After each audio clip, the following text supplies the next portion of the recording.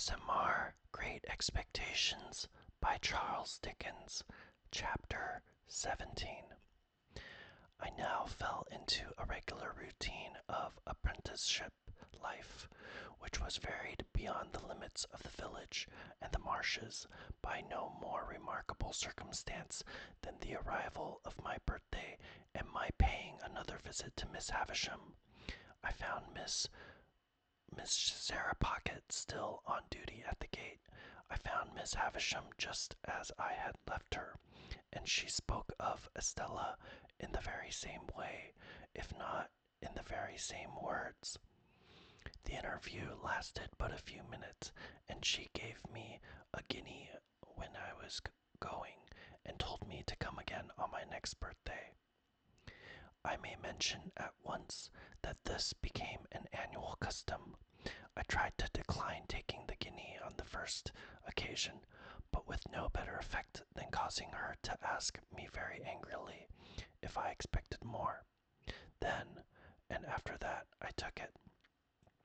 So unchanging was the dull old house, the yellow light in the darkened room, the faded spectre in the chair by the dressing table glass, that I felt as if the stopping of the clocks had stopped time in that mysterious place, and while I and everything else outside it grew older, it stood still. Daylight never entered the house as to my thoughts and remembrances of it any more than as to the actual fact.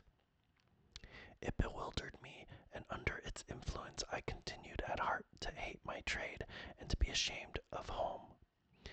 Imperceptibly, I became conscious of a change in Biddy, however. Her shoes came up at the heel, her hair grew bright and neat, her hands were always clean.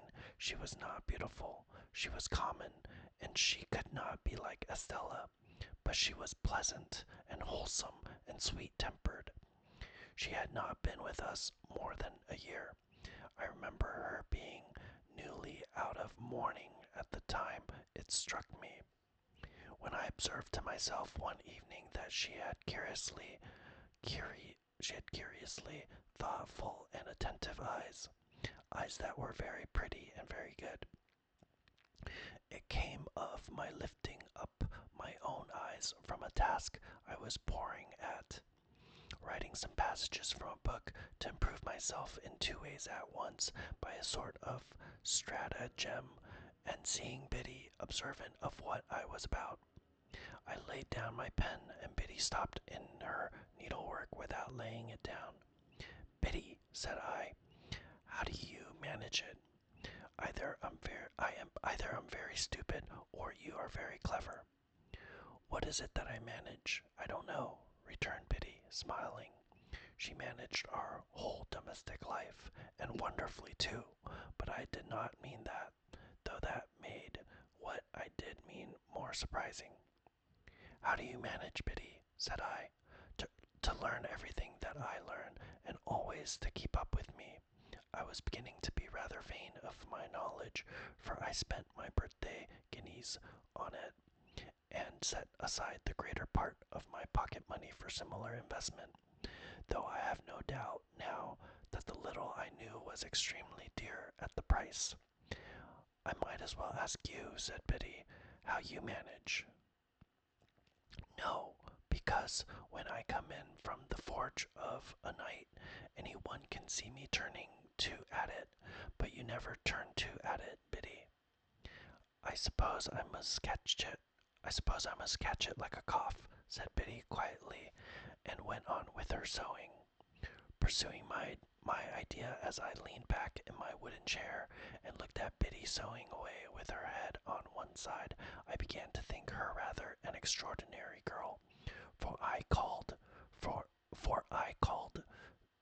to mind now that she was equally accomplished in the terms of our trade, and the names of our different sorts of work, and our various tools.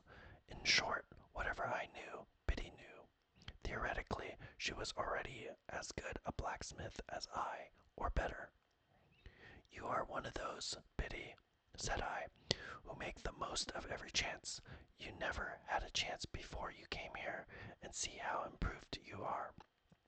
Biddy looked at me for an instant and went on with her sewing. "I was your first teacher, though, wasn't I?" said she, as she sewed. "Biddy!" I exclaimed in amazement.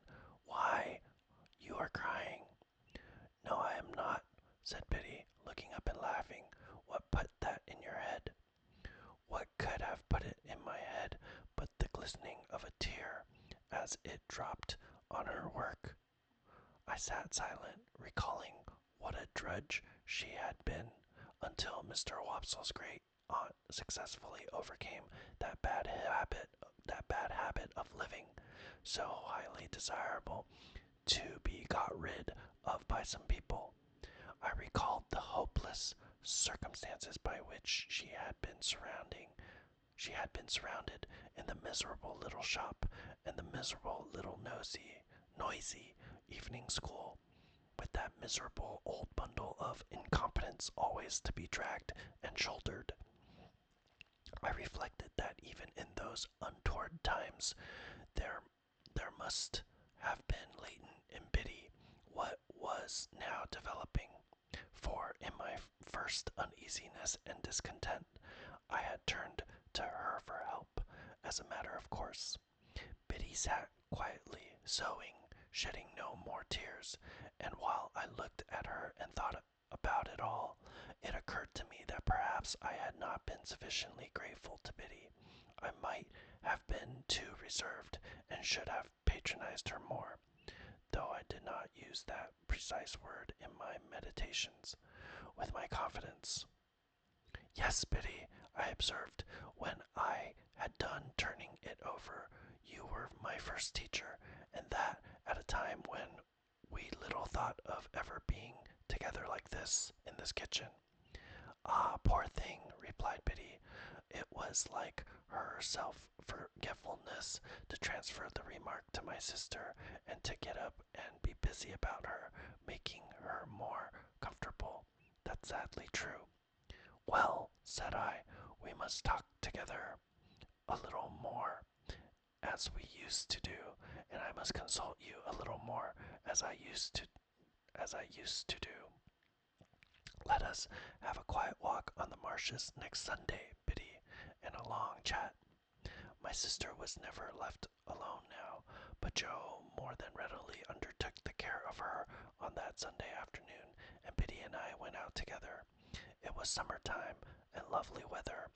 When we had passed the village and the church and the churchyard, and were out on the marshes, and began to see the sails of the ships as they sailed on, I began to combine Miss Havisham and Estella with the prospect in my usual way.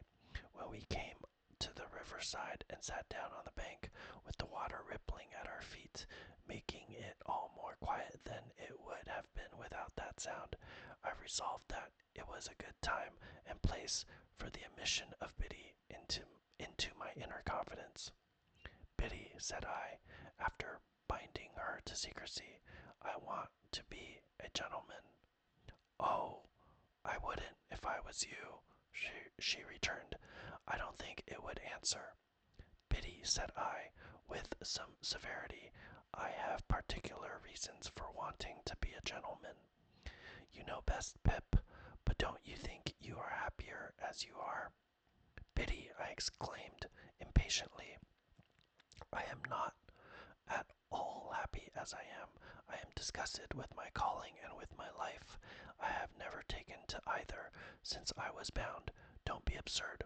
"Was I absurd?" said Biddy, quietly raising her eyebrows. "I am sorry for that. I didn't mean to be. I only want you to do well and to be comfortable." "Well then, understand once for all that I never shall or can be comfortable or anything but miserable there, Biddy, unless I can lead a very different sort of life from the life I lead now." "That's a pity," said Biddy, shaking her head with a sorrowful air. Now, I too had so often thought it a pity that, in the singular kind of quarrel with myself which I was always carrying on, I was half inclined to shed tears of vexation and distress when Biddy gave utterance to her sentiment and my own. I told her she was right, and I knew it was much to be regretted. And I knew it was much to be regretted, but still, it was not to be helped. If I could have settled down, I said to Biddy, plucking up the short grass within reach, much as I had once upon a time pulled my feelings out of my hair and kicked them into the brewery wall. If I could have settled down and been but half as fond of the forge as I was when I was little, I know it would have been much better for me. You and I and Joe would have wanted nothing then, and Joe and I would perhaps have gone partners when I was out of my time, and I might even have grown up to keep company with you, and we might have sat on this very bank on a fine Sunday, quite different people. I should have been good enough for you, shouldn't I, Biddy? Biddy sighed as she looked at the ships sailing on and returned for answer. Yes, I am not over particular. It scarcely sounded flattering, but I knew she meant well. Instead of that, said I, plucking up more grass and chewing a blade or two, see how I am going on, dissatisfied and uncomfortable, and what would it signify to me, being coarse and common, if nobody had told me so? Biddy turned her face suddenly towards mine, and looked far more attentively at me than she had looked at the sailing ships. It was neither a very true nor a very polite thing to say, she remarked, directing her eyes to the ships again. Who said it? I was disconcerted, for I had broken away without quite seeing where I was going to. It was not to be shuffled off now, however, and I answered, the beautiful young lady at Miss Havisham's, and she's more beautiful than anybody ever was, and I admire her dreadfully, and I want to be a gentleman on her account. Having made this lunatic confession, I began to throw my torn-up grass into the river, as if I had some thoughts of following it. Do you want to be a gentleman, to spite her, or to gain her over? Biddy quietly asked me after a pause. I don't know, I moodily answered. Because if it is to spite her, Biddy pursued, I should think, but you know best, that might be better and more independently done by caring nothing for her words. And if it is to gain her over, I should think, but you know best, she was not worth gaining over. Exactly what I myself had thought many times, exactly what was perfectly manifest to me at the moment. But how could I, a poor dazed village lad, avoid that wonderful inconsistency into which the best and wisest of men fall every day? It may be all quite true, said I to Biddy, but I admire her dreadfully. In short, I turned over on my face when I came to that, and got a good grasp on the hair on each side of my head, and wrenched it well, all the while knowing the madness of my heart to be so very mad and misplaced, that I was quite conscious it would have served my face right if I had lifted it up by my hair and knocked it against the pebbles as a punishment for belonging to such an idiot. Biddy was the wisest of girls, and she tried to reason no more with me. She put her hand, which was a comfortable hand, though roughened by work, upon my hands, one after another, and gently took them out of my hair. She then softly patted my shoulder in a soothing way, while with my face upon my sleeve I cried a little, exactly as I had done in the brewery yard, and felt vaguely convinced that I was very much ill used by somebody, or by everybody, I can't say which. I am glad of one thing, said Biddy, and that is, that you have felt you could give me your confidence, Pip. And I am glad of another thing, and that is that of course you know you may depend upon my keeping it, and always so far deserving it. If your first teacher, dear, such a poor one, and so much in need of being taught herself, had been your teacher at the present time, she thinks she knows what lesson she would set, but it would be a hard one to learn, and you have got beyond her, and it's of no use now. So, with a quiet sigh for me, Biddy rose from the bank and said, with a fresh and pleasant change of voice, "Shall we walk a little farther or go home?"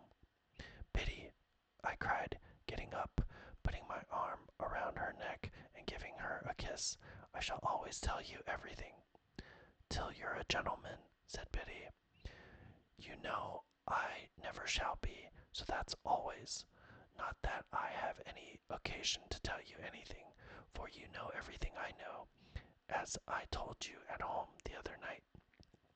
"Ah," said Biddy, quite in a whisper, as she looked away at the ships, and then repeated, with her former pleasant change, "Shall we walk a little farther, or go home?" I said to Biddy we would walk a little farther, and we did so, and the summer afternoon toned down into the summer evening, and it was very beautiful. I began to consider whether I was not more naturally and wholesomely situated, after all, in these circumstances, than playing beggar my neighbor by candlelight in the room with the stopped clocks, and being despised by Estella. I thought it would be very good for me if I could get her out of my head with all the rest of those remembrances and fancies, and could go to work determined to relish what I had to do and stick to it and make the best of it. I asked myself the question whether I did not surely know that if Estella were beside me at that moment instead of Bibby, she would make me miserable. I was obliged to admit that I did know it for a certainty, and I said to myself, "Pip, what a fool you are." We talked a good deal as we walked, and all that Biddy said seemed right. Biddy was never insulting or capricious, or Biddy today and somebody else tomorrow. She would have derived only pain and no pleasure from giving me pain. She would far rather have wounded her own breast than mine. How could it be, then, that I did not like her much the better of the two? "Biddy," said I, when we were walking homeward, "I wish you could put me right." "I wish I could," said Biddy. If I could only get myself to fall in love with you. You don't mind my speaking so openly to such an old acquaintance?" "Oh dear, not at all," said Biddy. "Don't mind me. If I could only get myself to do it, that would be the thing for me. But you never will, you see," said Biddy. It did not appear quite so unlikely to me that evening as it would have done if we had discussed it a few hours before. I therefore observed I was not quite sure of that, but Biddy said she was, and she said it decisively. In my heart I believed her to be right, and yet I took it rather ill, too, that she should be so positive on the point. When we came near the churchyard, we had to cross an embankment and get over a stile near a sluice gate. There started up from the gate, or from the rushes, or from the ooze, which was quite in his stagnant way, old Orlick. "Halloa," he growled, "where are you two going? Where should we be going but home?" "Well then," he said, "I'm jiggered if I don't see you home." This penalty of being jiggered was a favorite supposititious case of his. He attached no definite no definite meaning to the word that I am aware of, but used it like his own pretended Christian name to affront mankind and convey an idea of something savagely damaging.